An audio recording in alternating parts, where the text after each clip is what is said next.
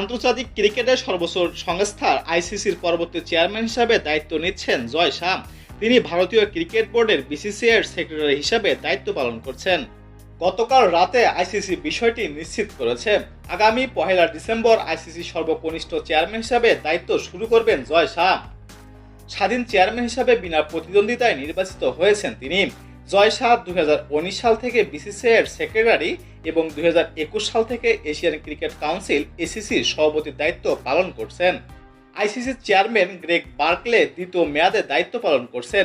টানা তৃতীয়বার দায়িত্ব পালনের সুযোগ থাকলেও নির্বাচন করবেন না তিনি। অন্য কোনো প্রতিদ্বন্দ্বী না থাকায় নির্বাচন করতে হচ্ছে না জয় শাহর। নতুন দায়িত্ব পেয়ে জয় শাহ জানিয়েছেন ক্রিকেটকে বৈশ্বিক করতেই অবদান রাখতে চান তিনি। 2028 সালে লস অ্যাঞ্জেলেসে অলিম্পিকে যুক্ত করতে চান ক্রিকেট। আইসিসির বার্তায় জয় শাহ বলেন, আইসিসির চেয়ারম্যান হিসাবে মনোনীত হয় আমি কৃতজ্ঞ। ক্রিকেটকে বৈশ্বিক করতে আমি আইসিসি কর্মকর্তা ও সদস্য দেশগুলোর সঙ্গে কাজ করতে প্রতিজ্ঞাবদ্ধ। আমাদের লক্ষ্য ক্রিকেটকে আরও ব্যাপক ও জনপ্রিয় করা।